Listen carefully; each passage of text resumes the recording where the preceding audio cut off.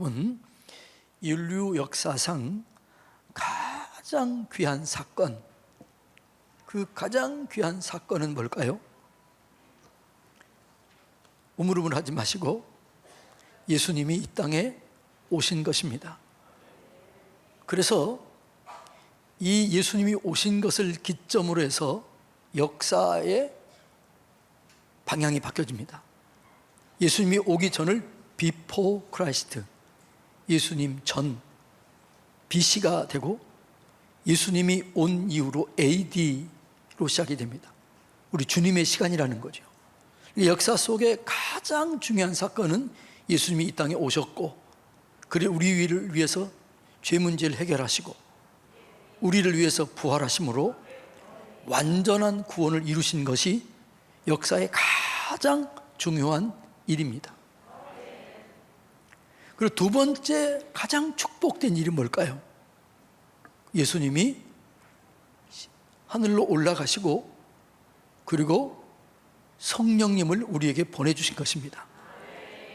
그리고 성령님을 보내주셔서 그 성령의 능력으로 승리하는 삶을 살도록 허락하신 게 가장 중요한 두 번째 사건입니다.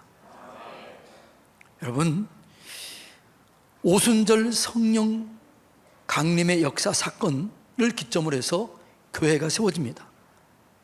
그리고 제자들이 완벽하게 달라집니다. 여러분, 사복음서의 제자와 사도행전의 제자들은 같은 사람들인데 달라요, 안 달라요? 어떻게 달라요? 사복음서의 제자들은 이기적입니다. 누가 높으냐, 네가 높으냐, 내가 높으냐, 네가 크냐, 내가 크냐, 두렵고 떨립니다. 능력도 없습니다. 자기중심적인 삶을 삽니다. 그런데 사도행전 제자들에 보면은 이기적인 마음이 사라져요. 두려움이 사라집니다. 능력과 권능을 경험합니다. 귀신을 쫓아내고 온전한 사랑을 하게 되고 수많은 사람들을 인도하게 됩니다. 오순절 성령의 강림 사건이 이렇게 중요한 삶의 변화를 가져오게 된 거예요. 여러분, 우리가 바르고 능력 있고 온전한 성도의 삶을 살기 위해서는 반드시 성령 충만한 이 삶을 살아야 될 줄로 믿습니다. 제가 목회를 하면서 가장 안타까운 성도가 있다면 성령의 충만함을 경험하지 못한 사람들입니다. 여러분, 성령님의 임재와 충만은 좀 달라요. 특별히 우리 교단은 다르게 봅니다. 이런 것과 같은 거지요. 자, 술 먹는 것과 술 취하는 것은 같아요, 달라요? 예? 술 한 잔 먹는 것과 술 취하는 것은 다릅니다. 어떻게 다를까요? 술 취하는 것은 술의 지배를 받는 거예요. 성령 충만이 바로 그런 거예요. 성령의 충만함을 경험하게 되면 성령의 권능 안에서 살게 돼요. 그런데 우리가 예수를 믿으면 성령님은 오실까요, 안 오실까요? 오신 것이죠. 누구든지 성령으로 아니하고는 예수를 주라 시인할 자가 없다. 그러니까 성령님이 아니고는 예수를 주라 시인할 자가 없는 거예요. 여러분들이 예수님을 믿는다, 이것은 성령님이 여러분 안에 계신다는 거예요, 안 계신다는 거예요? 계신다는 거예요. 그런데 충만은 또 다른 거예요. 어떤 분이 이렇게 얘기하는 사람들이 있어요. 목사님, 저는요, 내 안에 하나님이 안 계신 것 같아요. 나는 그렇게 기도하고 싶지만 기도가 잘 안 돼요. 사랑하고 싶지만 사랑도 안 돼요. 용서하고 싶지만 용서도 잘 안 돼요. 능력 있는 삶을 살고 싶지만 잘 안 돼요. 그런데 이런 마음이 있다라는 것은 그 속에 성령님이 계신다는 거예요, 안 계신다는 거예요? 예? 계신다는 거예요. 이해가 되나요? 성령이 계시기 때문에 그런 갈망들이 있는 거예요. 그런데 충만함은 또 달라요. 성령의 충만함을 경험하게 되면 오순절 마가다락방에는 성령이 충만하게 임한 거예요. 성령이 충만하게 임하니까 그들이 권능을 받은 거예요. 충만함은 능력을 연결되는 거죠. 그러니까 성령으로 충만하면 외적으로 표적이 나타나는데 그 표적 중에 하나가 방언이에요. 성령의 말하게 하심을 따라 말하는 게 방언이 튀어나와요. 그리고 성령에 충만하게 되면 성령의 열매가 맺혀져서 사랑, 희락, 화평, 오래 참음, 자비, 양성, 충성, 온유, 절제 이런 것들이 내 속에서 솟아나게 돼 있어요. 성령이 충만하면 이런 일들이 있게 되어지는 거예요. 그래서 여러분, 우리에게는 반드시 성령의 충만함이 필요합니다. 그런데 안타까운 것은 교회를 그렇게 오래 다녀도 권사의 직분을 받고 장로의 직분을 받고 심지어 목회자가 돼서도 성령 충만함을 경험하지 못한 사람들이 있을까요? 없을까요? 있어요.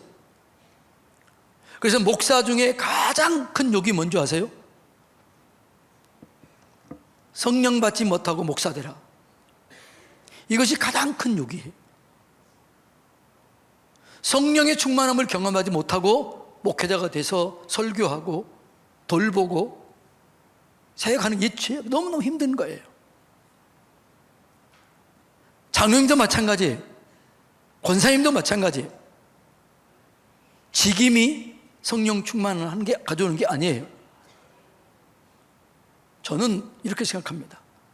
이 땅에서 나는 권사가 못 돼서 장로가 못 돼서 참 아쉽다.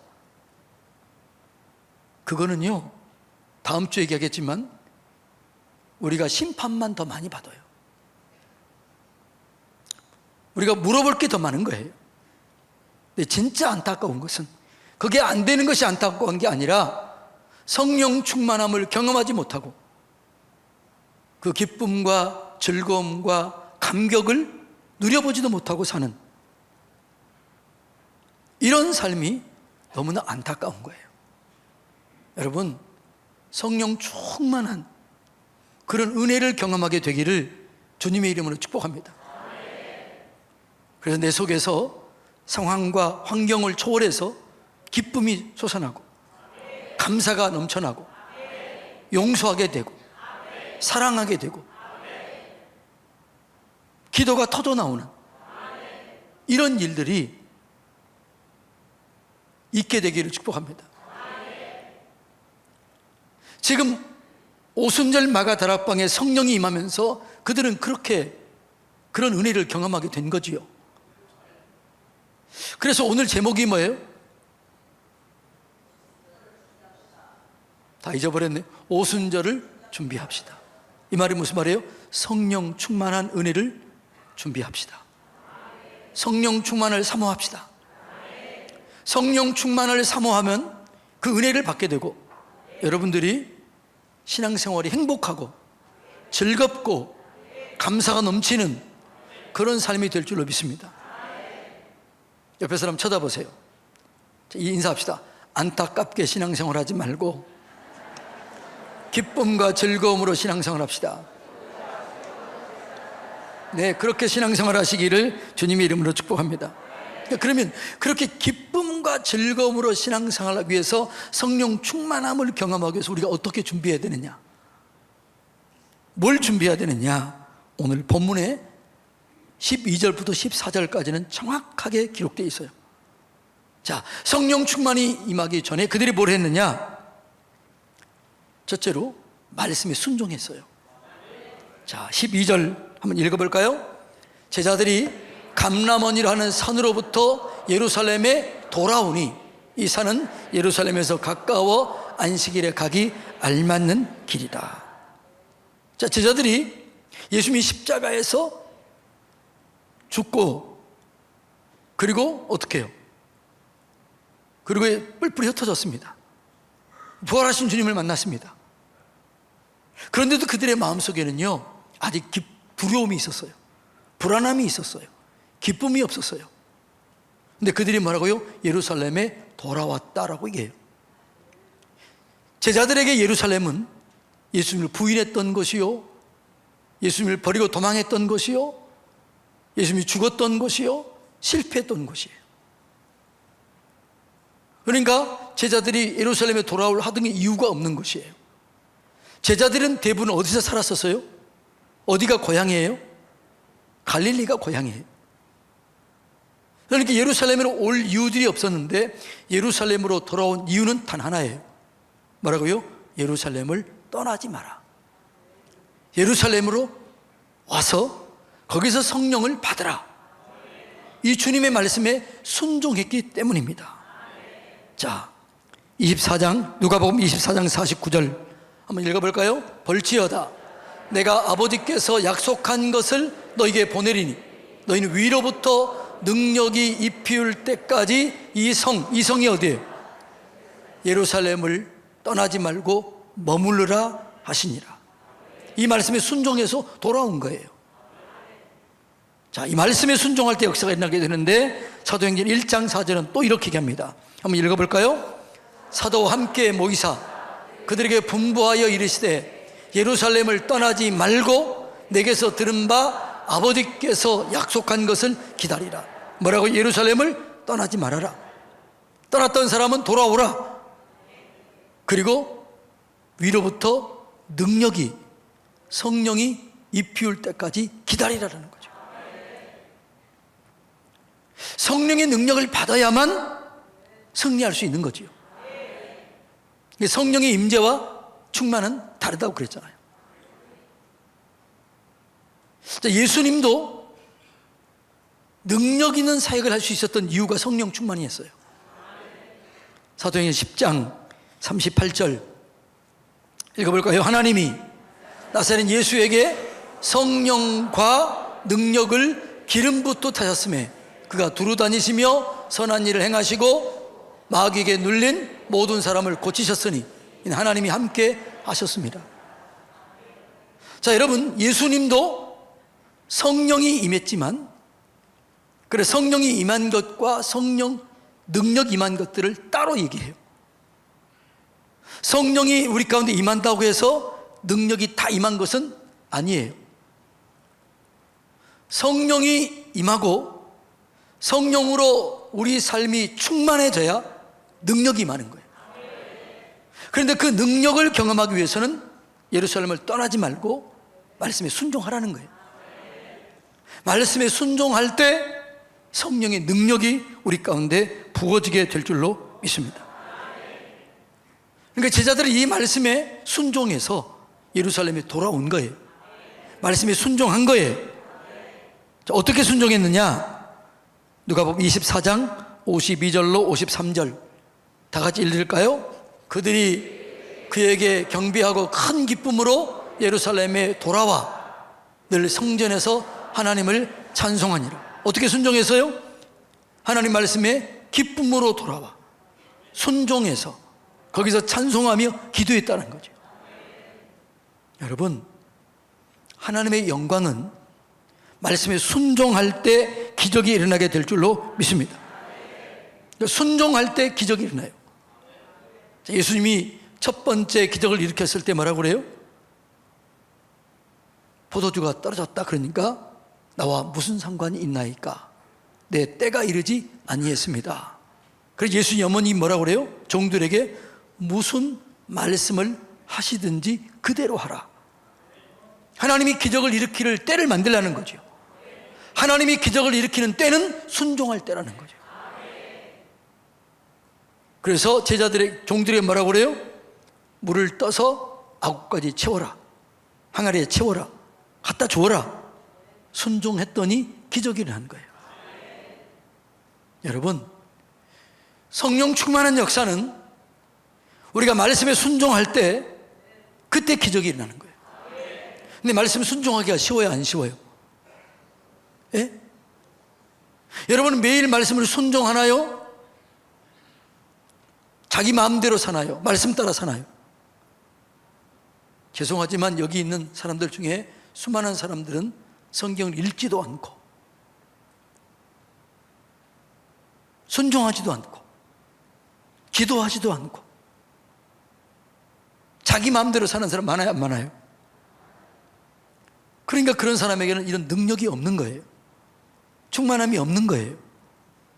여러분, 성경을 말씀 읽고 순종하시길 바랍니다. 순종할 때 역사가 일어나게 되는 거죠. 하나님은 순종을 귀하게 보는 거예요. 자, 사무엘상 15장 22절로 23절 다 같이 읽어볼까요? 사무엘이 이르되 여호와께서 번제와 다른 제사를 그의 목소리를 청종하는 것을 좋아하심과 같이 좋아하시겠나이까? 순종이 제사보다 낫고 듣는 것이 수양의 기름보다 나으니 거역하는 것은 점치는 죄와 같다. 완고한 것은 우상에게 절하는 죄와 같다는 거죠. 순종이 제사보다 낫다. 거역하는 것은 점치는 죄와 같다. 마음이 완고하고 강팍해서 말씀에 순종하지 않고 자기 마음대로 자기 뜻대로 사는 것은 뭐라고요? 우상에게 절하는 것과 같다라는 거죠. 이런 사람에게는 능력이 없습니다. 우리의 삶은 믿음대로 역사가 이루어지게 되는데 가장 큰 믿음, 가장 위대한 믿음은 순종입니다. 그러니까 믿음과 순종은 성경을 똑같이 보는 거죠. 순종이 없는 믿음은 무슨 믿음이에요? 죽은 믿음이에요. 그 죽은 믿음 속에는 역사가 안 일어나는 거죠. 요한복음 3장 36절 다 같이 한번 읽습니다. 아들을 믿는 자에게는 영생이 있고 아들에게 순종하지 아니하는 자는 영생을 보지 못하고 도리어 하나님의 진노가 그 위에 머무르니라. 자, 믿는다는 것과 순종한다는 것은 같은 거예요. 이렇게 읽어볼게요. 아들을 믿는 자에게는 영생이 있고 아들을 믿지 아니하는 자는 영생을 보지 못하고. 의미가 통해요, 안 통해요? 이렇게 읽어볼까요? 아들을 순종하는 자에게는 영생이 있고 아들에게 순종하지 않은 자는 영생을 보지 못하고. 같아요, 틀려요? 같은 거죠. 믿음은 순종입니다. 순종하지 않는 믿음은 죽은 믿음입니다. 그런데 여러분, 말씀대로 순종하고 살기가 쉬워요, 어려워요?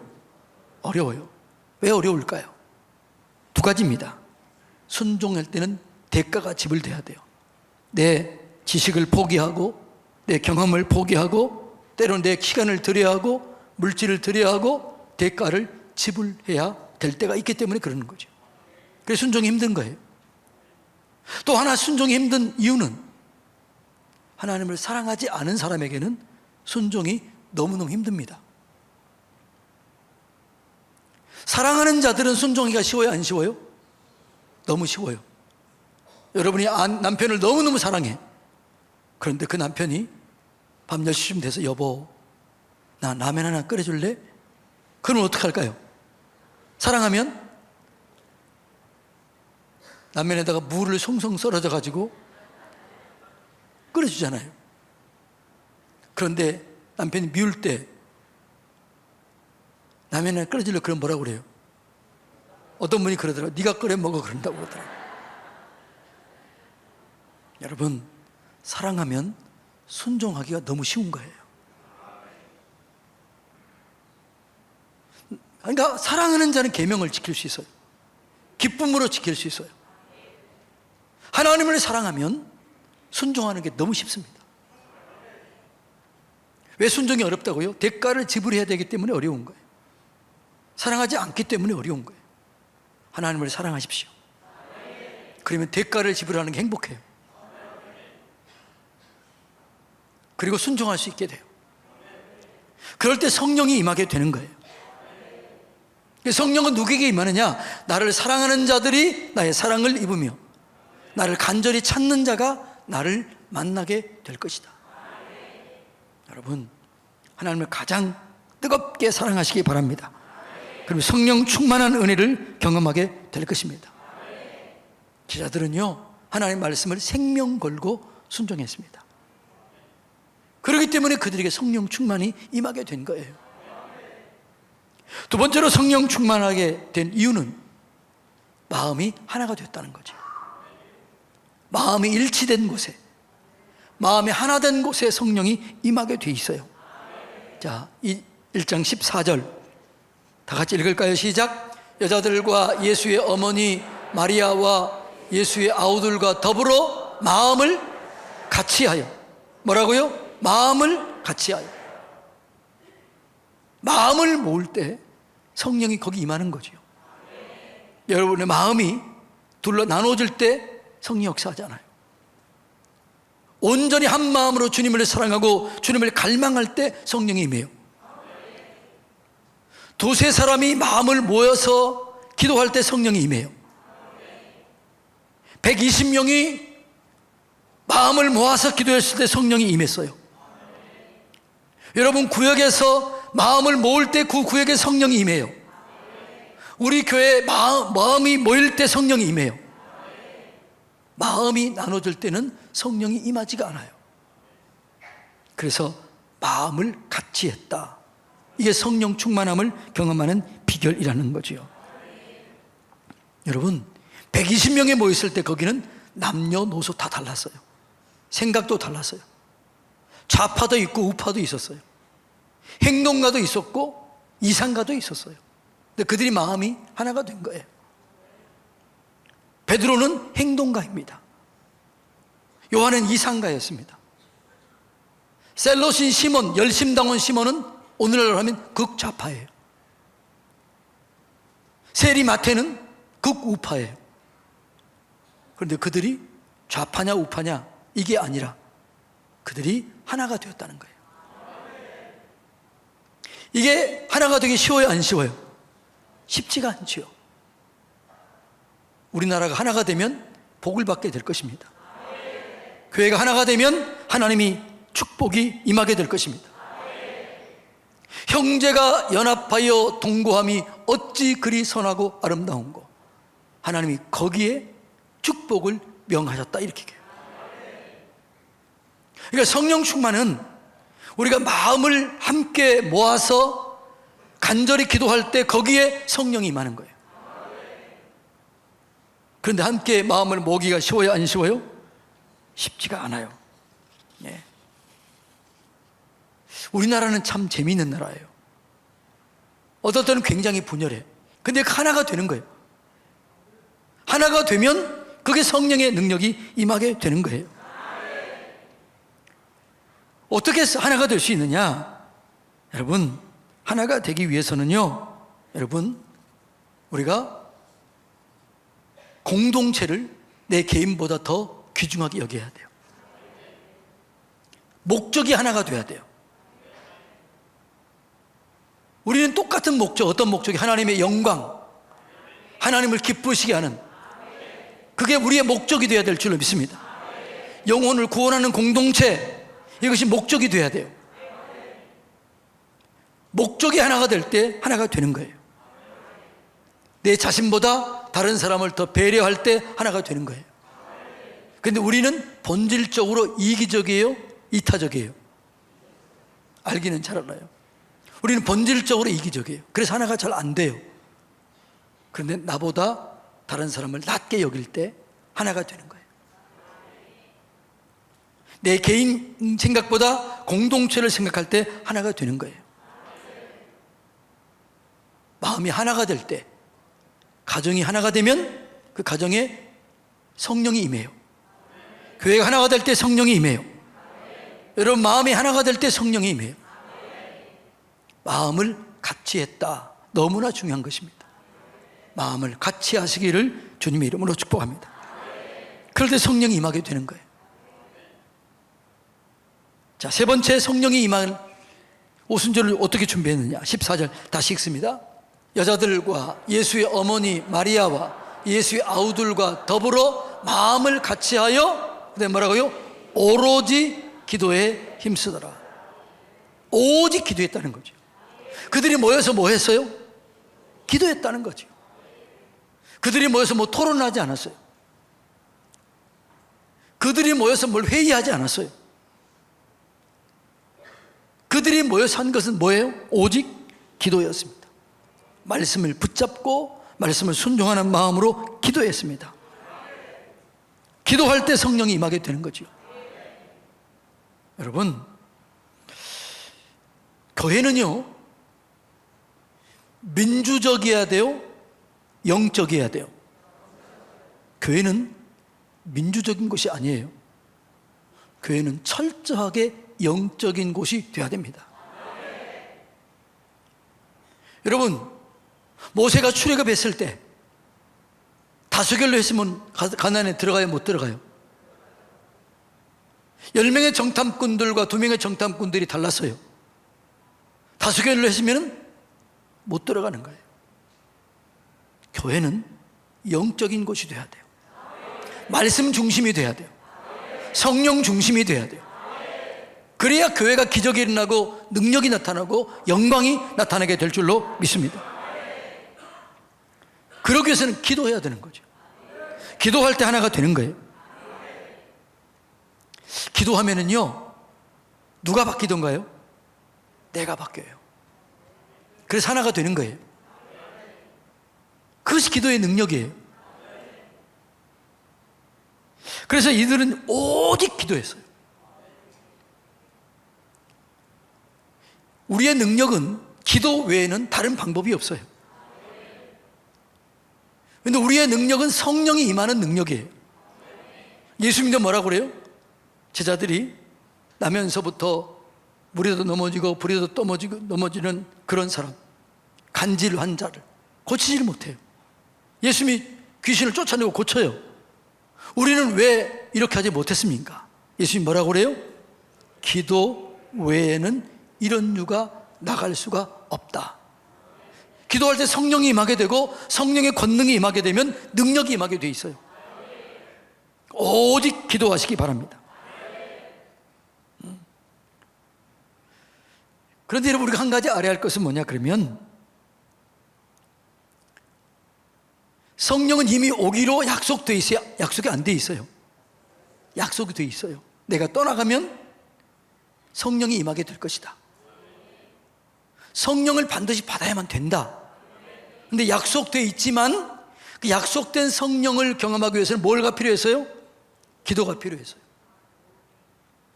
이미 오순절 마가다락방에 성령이 임한 이후로 지금 성령이 우리 가운데 계셔요. 그런데 이 성령의 충만함을 경험하기 위해서는 어떻게 해야 돼요?